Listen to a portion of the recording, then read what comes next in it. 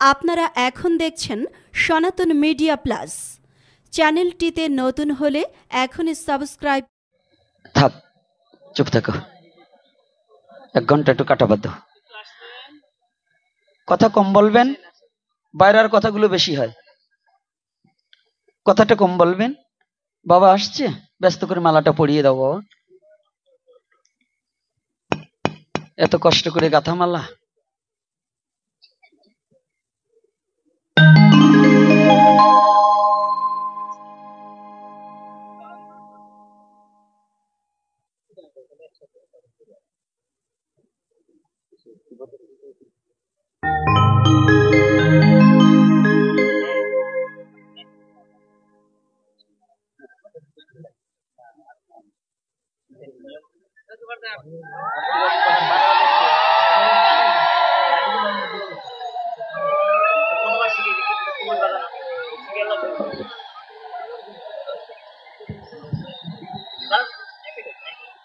জয় শ্রী রাধে।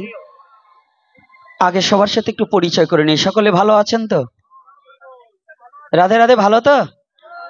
মিথ্যা কথা, অর্থাৎ আপনারা হচ্ছেন একেবারে অকৃতজ্ঞ আর মিথ্যাবাদী। কারণ যখনই জিজ্ঞাসা করেছি ভালো আছেন, বলেন হ্যাঁ ভালো আছি। আপনি কি ভালো থাকার মালিক? তাহলে ভালো রাখবেন কে? তাহলে একবারও তো বলছি না যে ভগবান আমাকে ভালো রেখেছে।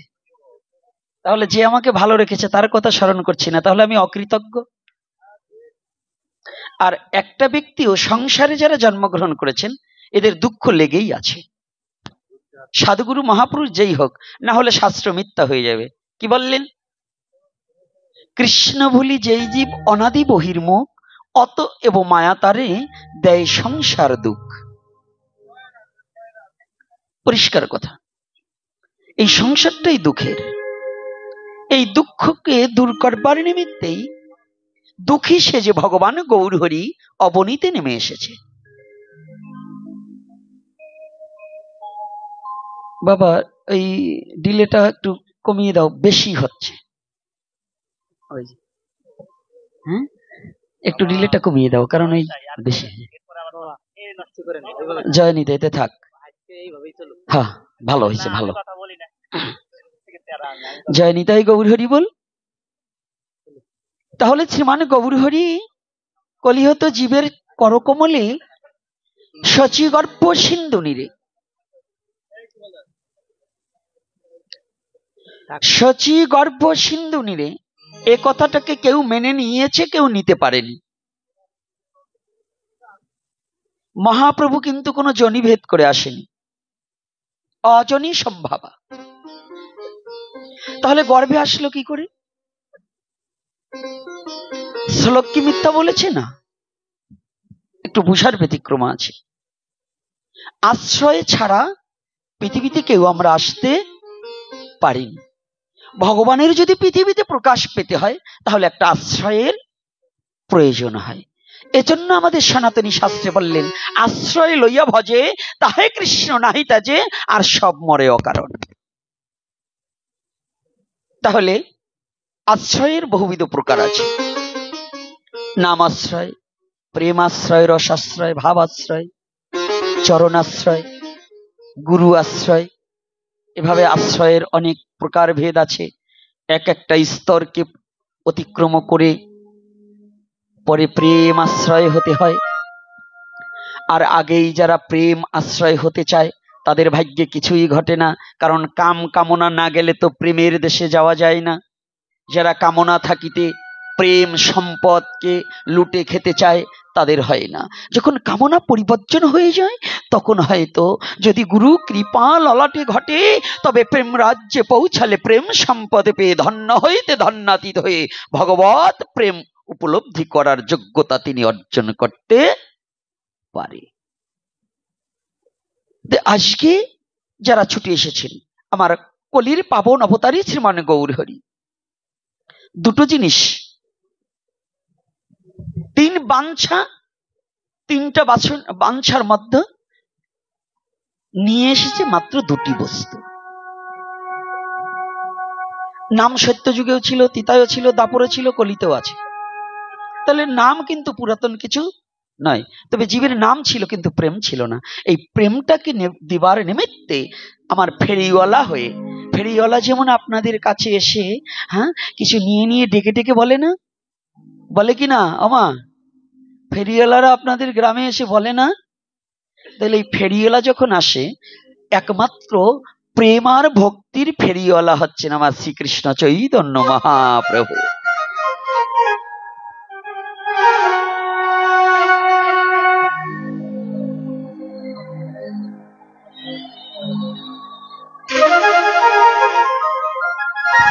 উলুধ্বনি একবার দেবেন ভাগবতী। প্রেম আর ভক্তির ফেরিওয়ালা।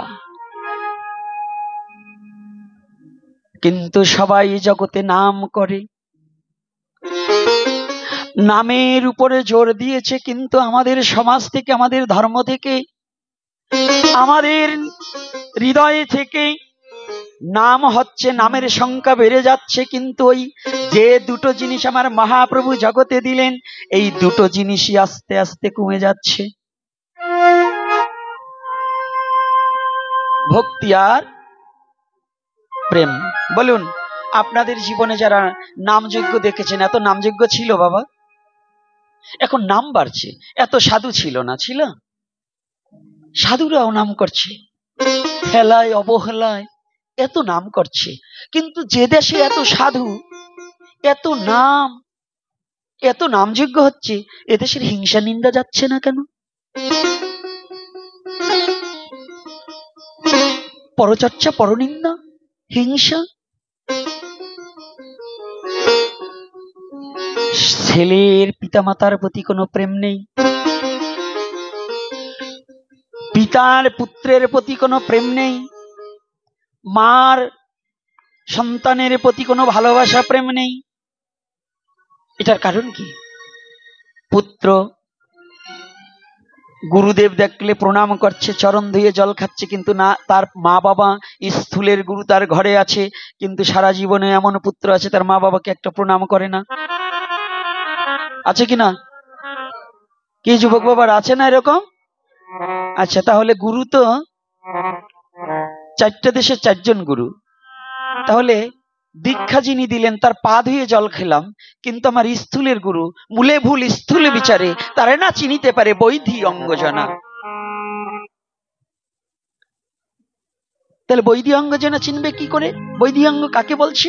যিনি ঘরের খবর না নিয়ে শুধু পরের খবর নিয়ে বেড়ায়, এরাই হচ্ছে বৈধি অঙ্গজনা। তাহলে ঘরের খবর কি? আগে স্থূলকে বিচার করতে হবে। আমার শ্রীকৃষ্ণ চৈতন্য মহাপ্রভু নিজে কি করতেন? প্রতিদিন শিক্ষাটা কোথায় একটু জানতে হবে। আজকে আমি আসার সাথে সাথে আমার এক শিক্ষক বাবা এসে বলছেন, বাবা আপনাকে নিষেধ করব না, তবে আপনি অন্য ব্যাপারে কোনো কথা বলবেন না। কোন ব্যাপারে? এখানে যতজন আছেন, এখানে আর কয়টা ভক্ত? আপনাদের চরণের আশীর্বাদে আপনাদের এই মূর্খ গোপীনাথের স্টেজে এখন 2, 4, 5, 10 হাজার লোক অনবরত থাকে। তো যদি থাকে, আজ পর্যন্ত এই বাংলার মাটিতে আমি বলছি, আপনারা শিক্ষিত জন, আমার এপিসোডগুলো একটু কানে আর মনে এই দুটো এক করে শুনতে হবে। একটা মুড থাকে আমাদের কথা বলার, আলোচক যখন আলোচনা করবে এটা আপনাদের কাছে শিখবে না। মহাপ্রভু যাহাই স্টেজে বলাবে তাহাই আমার বলতে বাধ্যতা থাকিব, কারণ মহাপ্রভু ইচ্ছা করলে আমাকে এখন প্যারালাইসিস করে পঙ্গু করে দিতে পারে, পারে কিনা? এই যোগ্যতা আমার ভগবানের নেই। তাহলে তিনি যাহা বলান তাহাই আমার বলতে হবে। আমি চ্যালেঞ্জ করে বলছি, এই বাংলার মাটিতে আমার একটা এপিসোডে যদি কোনো ধর্ম নিন্দা এবং অন্য ধর্মকে হিংসা করার কথা বলা থাকে, যে শাস্তি এসে আমি তা মেনে নেব। আমার এপিসোডের মধ্যে কোনো রাজনীতি নেই, আমার কথার মধ্যে, আমার আলোচনার মধ্যে কোনো রাজনীতি কথা নয়। আমি কাকে ভোট দেবেন এটা আমি বলিনি, কার দল করবেন এটা বলিনি, শুধু আমার বলা আছে আমার সনাতনী জাতির ন্যায্য অধিকারের কথা। তাহলে আমার এপিসোড না শুনে আপনারা মন্তব্য করাটা এটা ঠিক না। সে যে হন, আগে শ্রবণ করতে হবে কথাটা কি, এটা কি আমার জাতির স্বার্থে, আমার ধর্মের স্বার্থে বলছি কিনা। আমি তো কোথাও কোনো এমন কোনো এপিসোড নেই, এখানে আবাল বৃদ্ধ বনিতা নারী পুরুষ যারা আছেন, আমার একটা এপিসোডে বলতে পারবেন আমি কোনো মুসলমান ধর্মকে নিন্দা করেছি, আমি কোনো মহাপুরুষকে নিন্দা করেছি? আমার একটাই দোষ, আমার নিজের জাতির ন্যায্য অধিকার আদায়ের জন্য যদি আমার মৃত্যুবরণ করতে হয় সেটাও করব, তবু আমার এই কথা বলবো বলবো বলবো।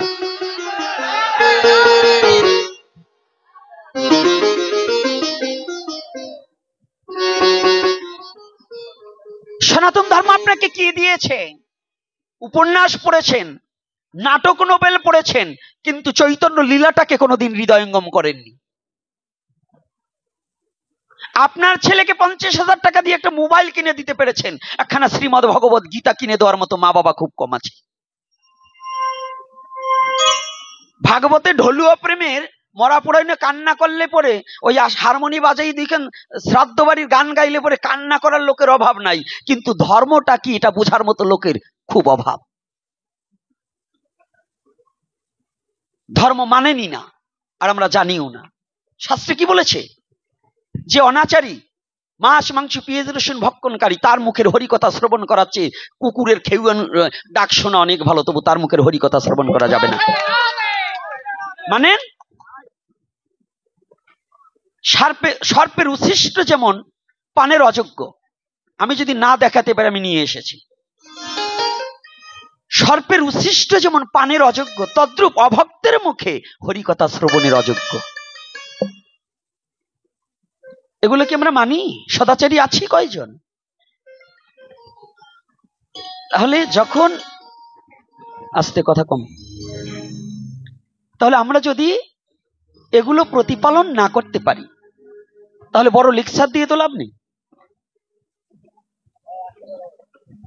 আমাদের লেকচার দিয়ে কোনো লাভ আছে? যেটা আমি করতে পারবো না সে লেকচার দেবো কেন? সনাতন ধর্মটা হচ্ছে সত্যের উপর দাঁড়িয়ে আছে। আপনারা আজকে জেনে যান, মুডটা নষ্ট হয়ে গেছে তারপরেও কথাটা বলছি। একটা ইচ্ছা থাকে, একটা কথা বলার একটা আগ্রহ থাকে, কিন্তু ডিস্টার্বে অনেক সমস্যা হয়ে গেছে, তারপরে বলছি। একটা জিনিস আপনাদের জানতে হবে, এই সনাতন ধর্মের প্রতি যতটা আঘাত এসেছে, যতবার আঘাত এসেছে, অন্য কোনো ধর্ম হলে তার নাম পর্যন্ত থাকতো না, মুছে যেত ইতিহাসের পাতা থেকে। একমাত্র সনাতন সত্যের উপর দাঁড়িয়ে আছে বিধায় এই সনাতন আজও পৃথিবীতে আছে, থাকবে, ছিল। সনাতনকে নিঃস্ব করার মতো যোগ্যতা পৃথিবীতে কারো। তাহলে সেই ধর্মে আমি জন্মগ্রহণ করেছি।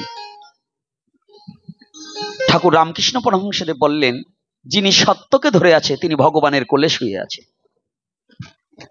কি আছে? যিনি সত্যকে ধরে আছে তিনি কি করেছে? বাবা তোমরা বলো, এগুলো বলবার চাবে না, তোমরা বলো। সে কি করেছে?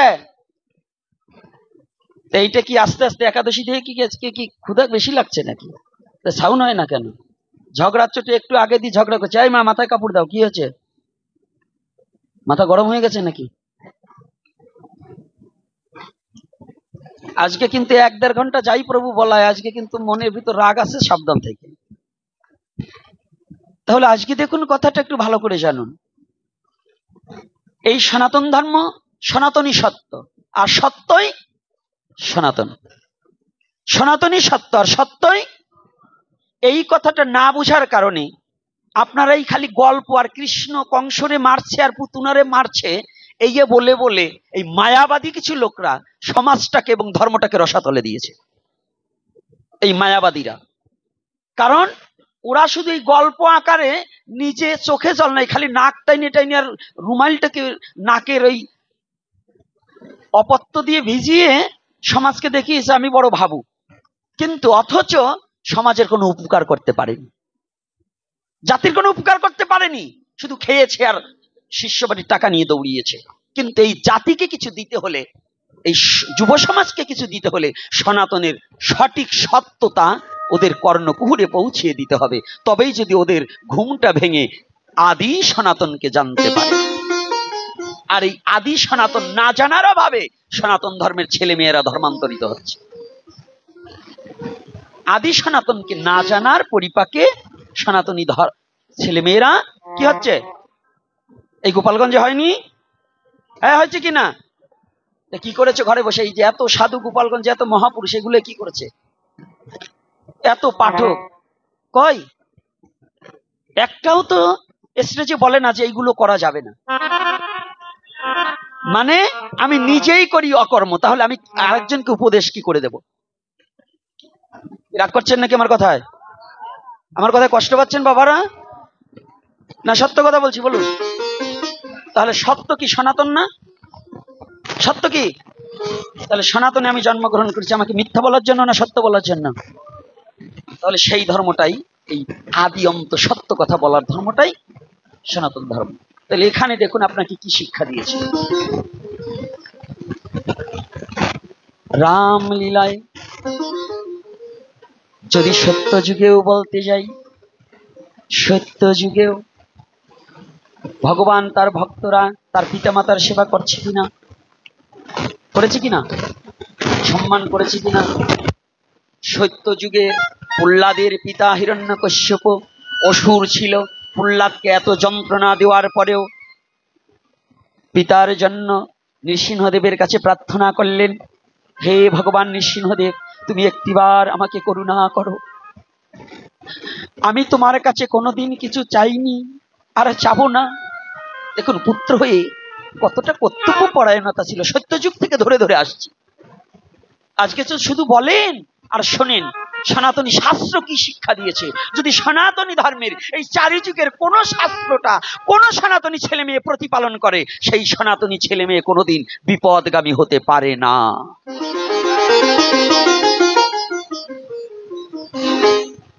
সঞ্জিত এদিকে এসে বসো, সঞ্জিত সামনে এসে বসো, এদিকে এসো বাবা, ওর একটু বসতে দাও, এত কষ্ট করে একটু পিছনে আসলেও বসতে দিতে হবে। তাহলে আজকে দেখুন কথাটা, আমার কথাটা একটু কোথায়, সত্যযুগ থেকে ধরে ধরে। আপনার পিতা আপনাকে একটা থাপড় মারলে আজকাল ছেলে পেলে মা বাবাকেও মেরে দেওয়া লোক আছে, আছে কিনা? এরকম কুলাঙ্গার সনাতন ধর্মে জন্মগ্রহণ করেছে না, মা বাবার গায়ে হাত দিচ্ছে। আমি ভগবানের কাছে প্রার্থনা করি, যদি সঠিক মা বাবা হয়, মা বাবা যদি ছেলের প্রতি কোনো অবিচার না করে, ওই সন্তান যদি দুরাচারী হয়, যে হাত দিয়ে ওই মাকে মেরেছে বাবাকে মেরেছে, কুষ্ঠবেদী হয়ে যেন ওই হাতগুলো খসে পড়ে যায়। এটা হয়েছে, আমি বাস্তবে দেখিয়ে দেব। কাশিমপুরের দীক্ষিত এখানে আছেন না, আছেন কিনা? এই 22টা কাশিমপুর, তার দিঘিলে কাশিমপুরে যাবেন। ওই দিঘিলে কাশিমপুরে একটা ব্যক্তি এই ঘটনা ঘটেছে, জানেন? তার মাকে লাথি মেরেছিল। জমি বিক্রি করে দিচ্ছে, মাত্র 10 কাঠা জমি আছে। মা গিয়ে দাঁড়িয়েছে, বাবা এই 10 কাঠা জমি যদি তুই বিক্রি করে দিস, তাহলে তোর এই মেয়েগুলো কি খাবে? মাকে ওই দরজার সামনে গিয়ে লাথি দিয়ে ফেলে দিয়েছিল। মা খুব যন্ত্রণা পেয়ে খালি শুধু দাঁড়িয়ে বলেছিল, গোবিন্দ, যে পা দিয়ে আমাকে লাথি মেরেছে আর যে হাত দিয়ে আমাকে এতদিন মেরেছে, আমি চোখে দেখে যেতে চাই, ওর যেন কুষ্ঠ বেদি হয়। এই কথা বলে কে? ওর যেন কুষ্ঠবেদী হয়। আমি তাকে দেখেছি সচক্ষে, নামটা বলবো না, তাহলে অনেকেই কি করবেন। আপনারা শুধু দিঘলিয়া কাশিমপুর আপনি যাবেন, খগেন বাবুর বাড়ির পাশে, সেখানে জিজ্ঞাসা করবেন এই ঘটনা কে ঘটিয়েছে আর কি হয়েছে। বাস্তব জীবনের কথা বলছি। সেই মা জীবিত থাকাকালীনই এই নাকটা পর্যন্ত পচে পড়ে গিয়েছে। এটা আমার জীবনের সচক্ষে দর্শন, সচক্ষে দর্শন। পা গুলো পর্যন্ত পচে গিয়েছে। এটা কি জানি? এটা বাস্তব সনাতনের শিক্ষা। সনাতন বললেন সত্যযুগ হইতে প্রহ্লাদকে যতটা নির্যাতন করেছে, যত অত্যাচার করেছে, যখন ভগবান আর সইতে না পড়ে পূর্বের কথার সূত্র ধরে যখন ভগবান নিজে নৃসিংহদেব তার হাঁটুর উপরে রেখে যখনই হিরণ্যকশ্যপের হৃদয়খানা নখ দ্বারা চূর্ণ বিচন্ন করে যখন নারীগুলো চিবাচ্ছিলেন আর প্রহ্লাদকে কাছে থেকে যখন আদর করেছিলেন, ভগবান সেদিন বলেছিলেন, নৃসিংহদেব, প্রহ্লাদ, তুমি তো কোনোদিন তোমার জন্য কিছু আমার কাছে চাওনি, আজকে তুমি প্রাণে ভরে চেয়ে নাও, আমি তোমাকে দেব। তুমি প্রাণ খুলে আমার কাছে চাও। প্রহ্লাদ কাঁদছে। প্রহ্লাদ, তুমি কাঁদছো কেন বাবা? ভগবান, আমি তোমার কাছে কি চাইবো? এ জগতে চাইবার আগেই তো তুমি আমাকে সব কিছু দানে করে দিয়েছো, উজাড়ে করে তুমি আমাকে দিয়েছো। তোমার কাছে চাইবার মতো তো জগতে আমার কিছু নেই।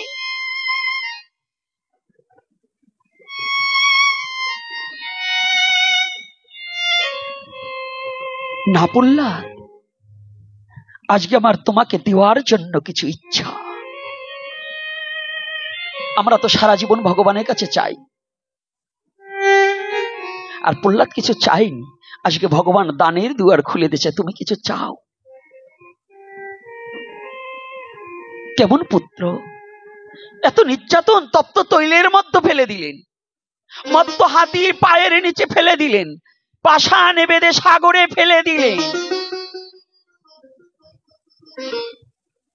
বিষ পর্যন্ত তাকে পান করালেন, বিষ পর্যন্ত অমৃত হয়ে গেল। সেই পুত্র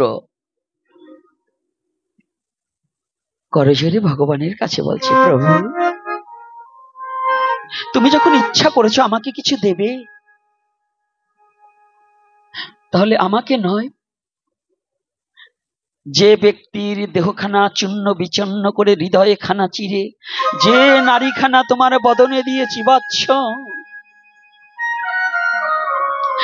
তুমিও যদি জগদীশ্বর জগতে পিতা হয়ে থাকো, কিন্তু ওই ব্যক্তিকে আশ্রয় করিয়া জগতে তুমি আমাকে পাঠিয়েছ। প্রভু হে,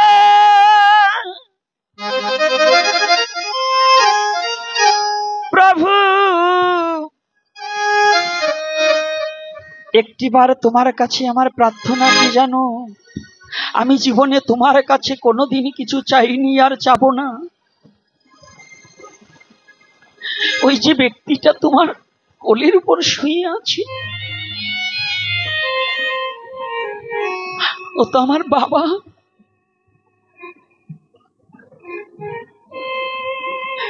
আমার বাবা জীবনে তোমাকে কোনোদিন ডাকার মতো ডাকতে পারেনি, কোনোদিন তোমাকে ভালোবাসতে পারেনি।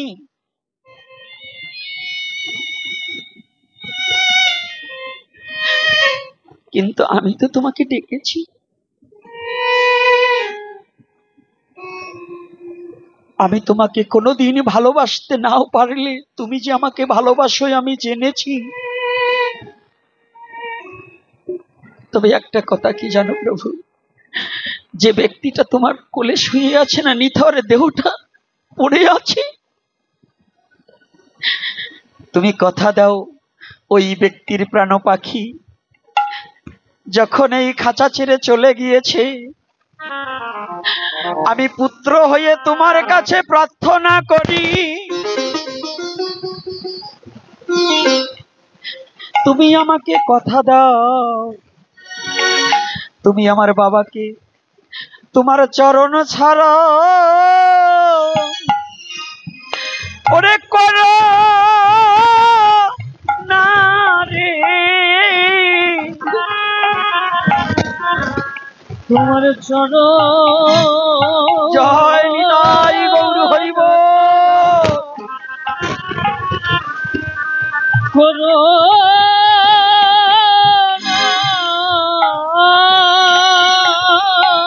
হে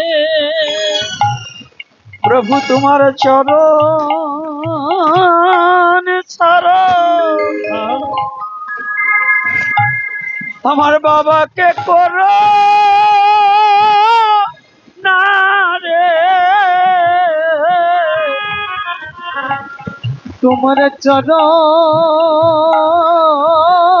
ছাড়া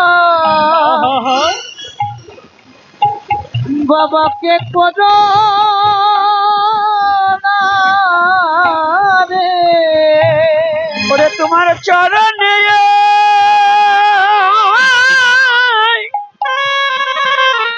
আমি প্রার্থনা জানা, তুমি তাকে চরণ ছাড়া করো না রে,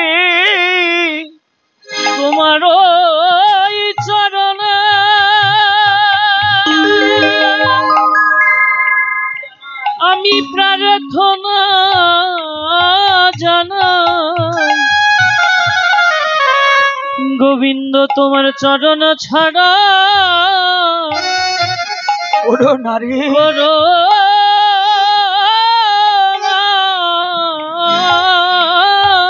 রে কথা দাও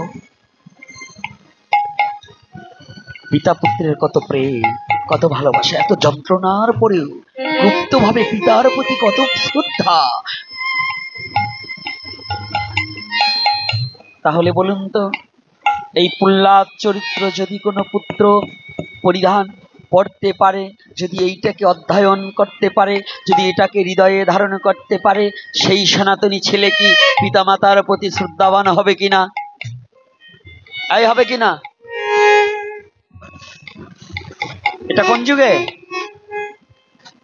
সত্য যুগে নৃসিংহ অবতার কিন্তু সত্য যুগে 10 অবতারের মধ্যে বেশিরভাগই সত্য যুগে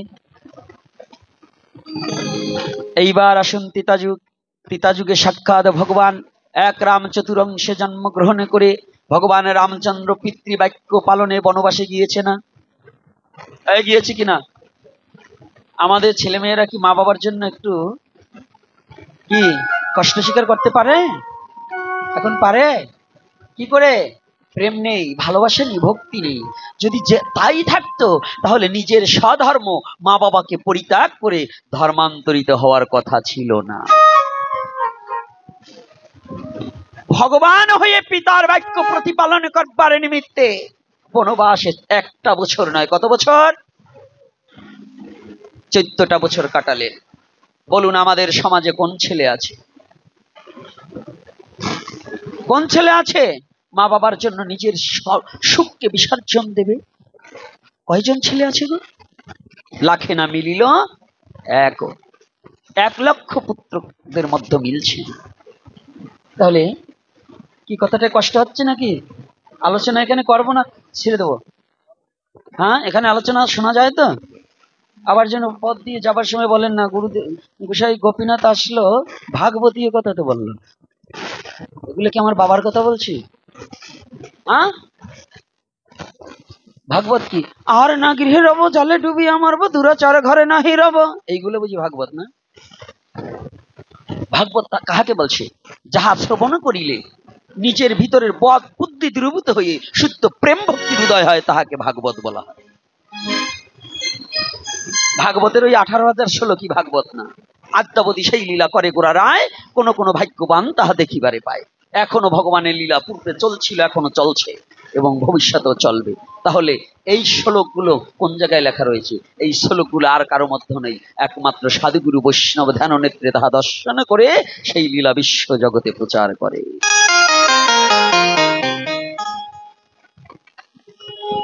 তাহলে ভগবান রামচন্দ্র পিতৃবাক্য পালনে কত বছরের 14 বছর আমরা 1 বছর বনবাসে কাটাতে পারবো হ্যাঁ তাই এত শিক্ষিত করে কি হয়েছে এই শিক্ষিত গরুর দলই তো আর সমাজ বেশি নষ্ট করতেছে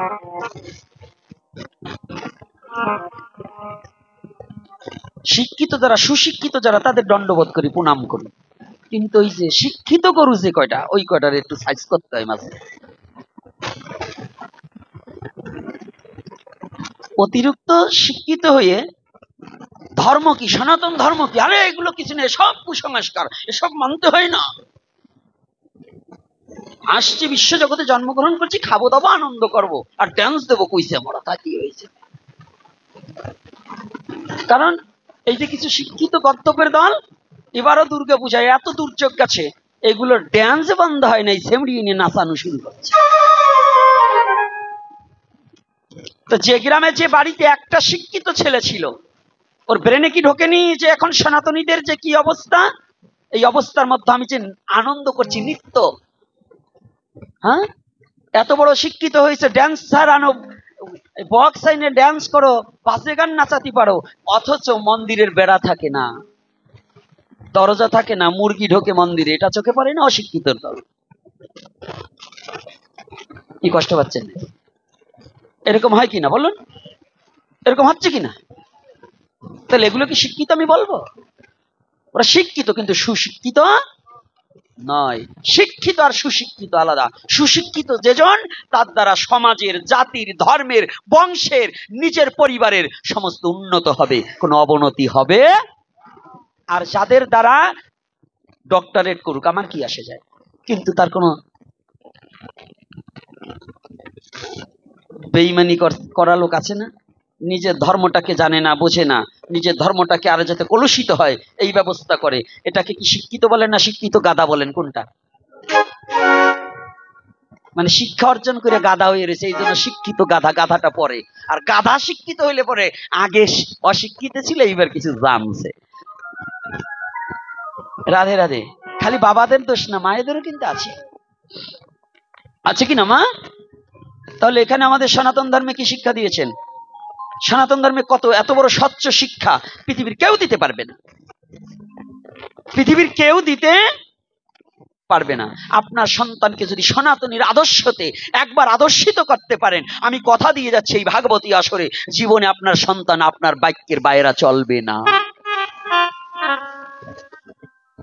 আর যখন আপনার সন্তানকে সনাতনী সংস্কৃতির বাইরে রাখবেন, আপনি চোর তৈরি করার জন্য, বদমাশ তৈরি করার জন্য প্রস্তুত নেবেন, তখন আপনার সন্তান মানুষ থেকে অমানুষ তৈরি হবে। জীবনে আপনার সন্তান আপনাকে শ্রদ্ধা, ভক্তি, প্রেম কি জিনিস তাহা আপনাকে অর্পণ করতে জানবে না। তখন কেঁদেও কোনো লাভ হবে না, অভিশাপ দিলেও কাজ হবে না, কারণ আপনার সন্তানকে আপনি নিজেই তো মানুষ তৈরি করেননি, এজন্য কাকে দোষ দেবেন? মানুষ তৈরি করতে হলে মানুষের সঙ্গ করাতে হবে, মানুষকে যার আত্মচৈতন্যবোধ জ্ঞানের অনুশীলন করে হুঁশ হয়েছে, যিনি জানে একমাত্র পৃথিবীতে আমি যে ধর্মে জন্মগ্রহণ করেছি, আমার স্বধর্ম নিধনং শ্রেয়, পরধর্ম ভয়াবহ, আমার পিতামাতার প্রতি আমার কর্তব্য আছে, আমার জাতির প্রতি আমার কর্তব্য আছে, আমার ধর্মের প্রতি আমার কর্তব্য আছে, আমার সমাজের প্রতি আমার কর্তব্য আছে। এই আত্মচৈতন্যবোধ জ্ঞানের অনুশীলন করিয়া যিনি নিজের জীবনটাকে ভগবানের চরণে সুপে দিয়েছে, সেই তো পৃথিবীতে মানুষ হয়েছে। কে মানুষ? আত্মচৈতন্যবোধ জ্ঞান অনুশীলন না করলে সে কি মানুষ হতে পারে? কি বাবা মানুষ হতে পারে? এখন এক পাজা মালা নিয়েছি, তিলক পরেছি, হ্যাঁ, রঙিন কাপড় পরেছি, নামাবলী গলায় দিয়েছি, কিন্তু আমার দ্বারা যদি সমাজ এবং জাতির অকল্যাণকর কর্ম হয়, আমি কিসের সাধু? আমি কিসের সাধু? আমি কিসের বৈষ্ণব? যে বৈষ্ণবের দ্বারা সমাজের ক্ষতি হবে, জাতির ক্ষতি হবে, ধর্মের ক্ষতি হবে। যেমন রাধে রাধে,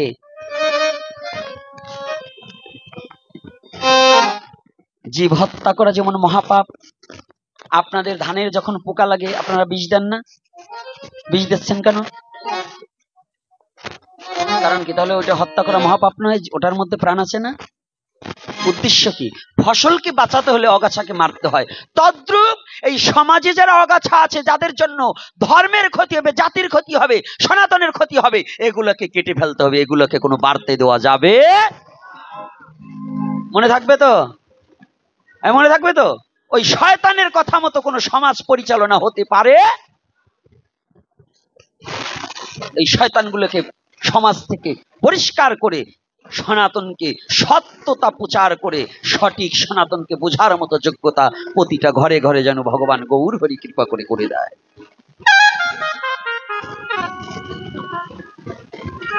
তাহলে এবার গেল দাপর যুগ, আসলো, তিতা যুগ চলে গেল। দাপর যুগের ভগবান কৃষ্ণচন্দ্র কি করেছে? হ্যাঁ, এই যে যুবক ছেলে মেয়েরা, মায়েরা, বাবারা যারাই আছেন, বয়স্কদের অনেকের মা বাবা নেই, যাদের আছে তারা ভালো করে জেনে না, ভগবান কৃষ্ণ খালি কি গোপীদের সাথে প্রেম লীলা করেছে, আর কোনো লীলা করেনি? শুধু রাসলীলাই করেছে। যে সামনে রাস, কথায় কথায় আপনি রাস তত্ত্ব একটু আলোচনা করেন, অমুক জায়গায় অমুক তত্ত্ব আলোচনা করেন, এই যে বলেন, ভগবান কি খালি ওই যে ব্রজগোপীদের ওই মেয়েগুলো নিয়ে কি লীলা করছে, আর কোনো লীলা করেনি? সে লীলার মাহাত্ম্যটা কি? ভগবান যে বাল্য লীলায়, এটা কি একটু ভেবে দেখেছেন? ভগবান যে বাল্য লীলায় নিজের পিতানন্দ মহারাজের বাধা পাদুকা মস্তকে ধারণ করে বাবাকে এগিয়ে দিতেন।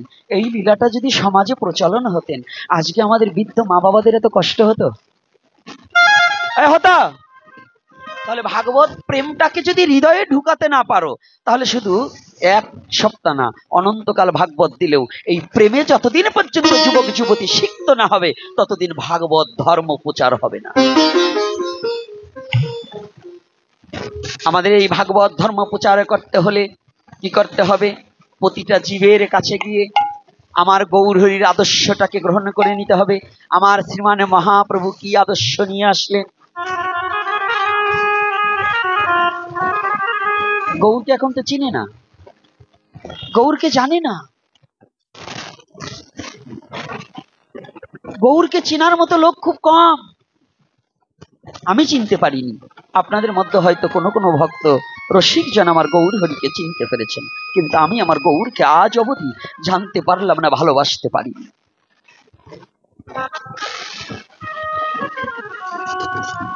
আর যেজন চিরজন্মের মতো গৌরকে একবার ভালোবাসতে পেরেছে, সে আপনা ভুলে গেছে অহংকার ভুলিয়া, অভিমান তেজিয়া। একমাত্র গৌর হরির চরণে আত্মসমর্পিত চিত্ত করিয়া, গৌরের নির্দেশিত পথ ধরিয়া। গৌরের নির্দেশিত পথ কি? শুনো শুনো নিত্যানন্দ, শুনো হরিদাস, সর্বত্রই আমার কথা করো হে প্রকাশ। প্রতি ঘরে ঘরে গিয়া করো এই ভিক্ষা, ভজ কৃষ্ণ কহ কৃষ্ণ, করো কৃষ্ণ শিক্ষা।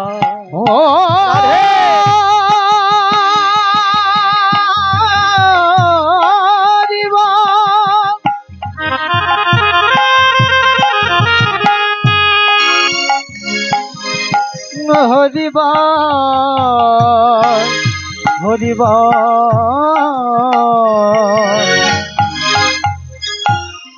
আমার শ্রীমান গৌর হরি জগৎ জীবের করকমলে দুটি বস্তু, না আমার প্রেম। এখন দিতে হলে ফেরিয়ালা সেজেছে, সেজেছে কি না? যখনই ফেরিয়ালা সেজেছে, কেমন করে আমার গৌর হরি যদি এই বিশ্ব জগতে একজন দারিদ্র লোক, দেখবেন গ্রামে যারা ভিক্ষা করে না, ভিখারির সাথে খুব সম্পর্ক, ভিখারির সাথে ধনীর সাথে কিন্তু সম্পর্ক হয় না, হয় বাবা? এখনো মেনে নিতে পারেনি। আর ধনী সম্পর্ক, ধনী যদি ধনীর বাড়ি যায়, কত কোরমা পোলাও খাওয়া খাওয়ি ছিটাছিটি হয়। গরিবের বেলায় হায় রে ফ্যানটুক ছাড়া জোটে না, ধনীর সাথে গরিব লোকের পীড়িত খাটে না। এই আমার জন্মস্থান জানেন, আমার জন্মস্থানে অনেক পূর্বের কথা, ছোটবেলার এক কথা। আমার পাশের ঘরে, আমার একেবারে ঘরের পাশে, ওরা পিঠা করলে, তখন অভাবে ছিলাম তো, ওই যেদিনকে বানাতো সেদিন দিত না, তার পরের দিন ওই যখন একেবারে নষ্ট হয়ে গেছে, ওরা এখন খেতে পারে না, তখন ডাক দিত, আয় একটু খা। কথাটা বুঝতে পেরেছেন তো আমার কথাটা? তো ধনী কখনো গরিবের মর্মতা বুঝবে না। এই সত্যতিতা দাপর, এই তিন যুগে ভগবান রাজত্ব করেছে। ত্রেতা যুগে ভগবান রামচন্দ্র কি রাজা ছিল না? আচ্ছা, দাপর যুগে ভগবান কৃষ্ণচন্দ্র কত বছর রাজত্ব করেছে? হ্যাঁ, এই যুবক ছেলেরা ভালো করে বুঝতে হবে, কত? 100 বছর। আচ্ছা, তো 100 বছর যদি রাজত্ব করে থাকে, তখনও তিনি রাজা। এখন ওই ভগবান, দাপরের ভগবান কি যে কলির যে দুঃখী তাপি আছে, এদের সাথে মিশতে পারে? কারণ হচ্ছে রাজা, রাজখাদ্য খেয়েছে,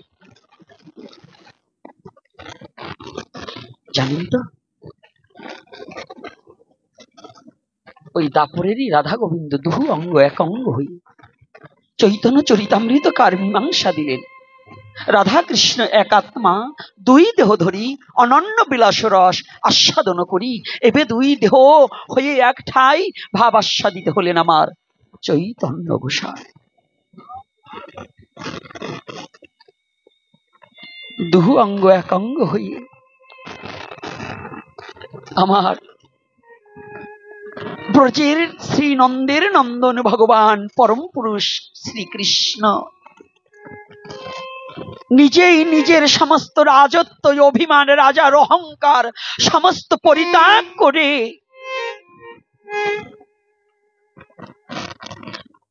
একমাত্র নিজে রাধা ভাবে, সেই রাধা প্রেম রাধা রানীর খাজ ভান্ডার হইতে পূর্ণ প্রেমকে নিয়ে আর ব্রজ গোপীদের ভক্তি নিয়ে,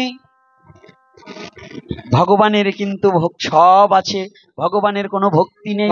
এই ভক্তিটা ছিল ব্রজের ব্রজ গোপীদের। ভক্তিটা কার? ভক্তের। ভক্তিটা কার? তা ব্রজের ব্রজ গোপীরা কি ভক্ত না অভক্ত? তাহলে আজকে কি করছে?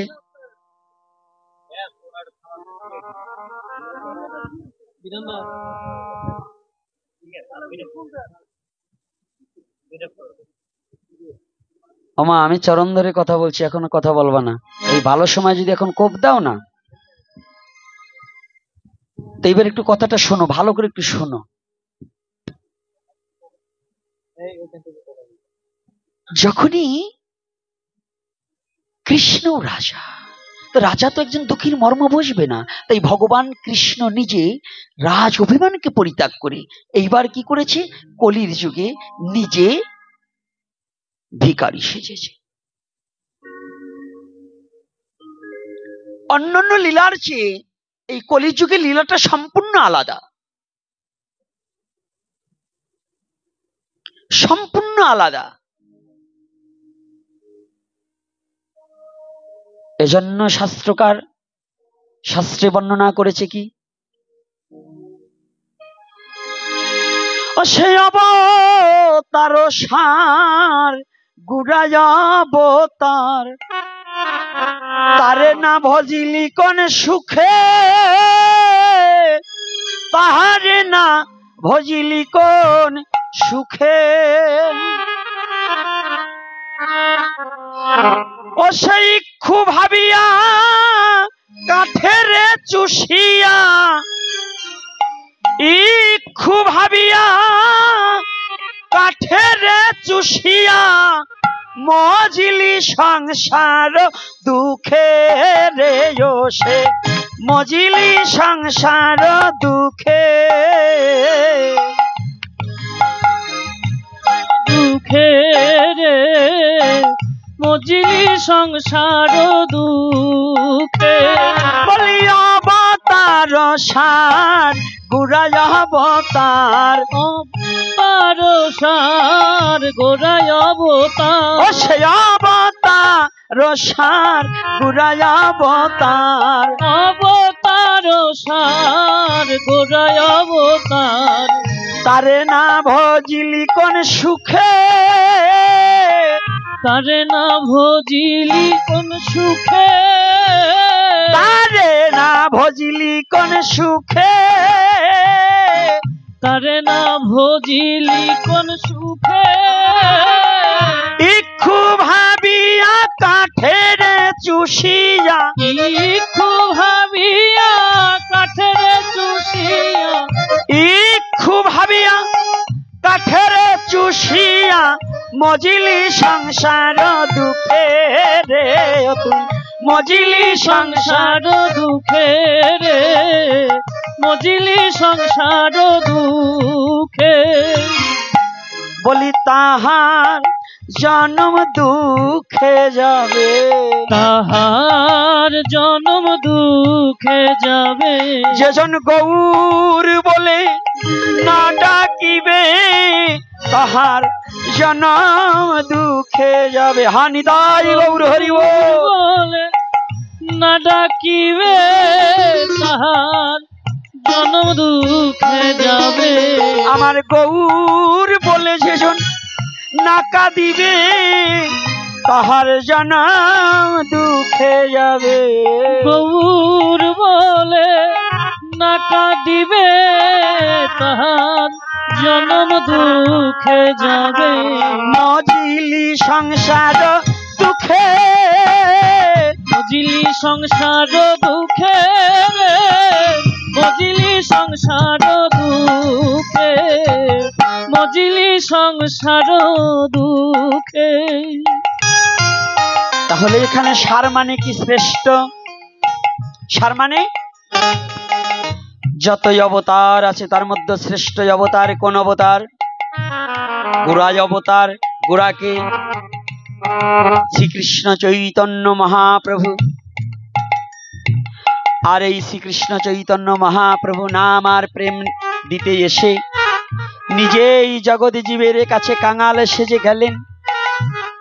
মুড়িয়া চাচর কেশ হইয়ে কাঙালের বেশ, দিন ভিখারি কাঁধে নিয়ে ভিক্ষার ঝুলি।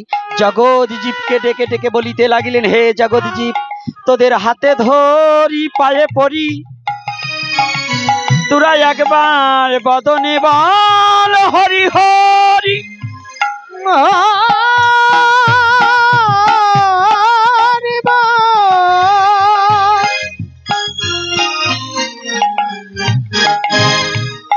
আমার শ্রীকৃষ্ণ চৈতন্য মহাপ্রভু হরিনামের আন্দোলন করেছিল।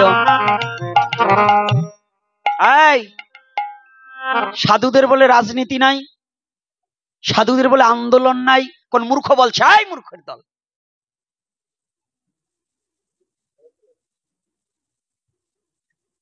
আমার শ্রীকৃষ্ণ চৈতন্য মহাপ্রভু যেদিন চাঁদকাজিকে উদ্ধার করেছিলেন, চাঁদকাজির সমস্ত প্রাসাদ মশাল মিছিল করে ঘেরাও করে ফেলেছিল। চাঁদকাজির অপরাধ ছিল হরিনামের মৃদঙ্গ ভেঙে দিয়েছিল, খোল ভেঙে দিয়েছিল। কে সাধু বাবারা করেনি? হ্যাঁ করেছে কিনা? তাহলে সনাতনী জাতি সেই ধর্মে জন্মগ্রহণ করেছ, মশাল মিছিল নিয়ে পথে নামতে হবে, তবু নিজের স্বধর্মকে রক্ষা করতে। কি হলো?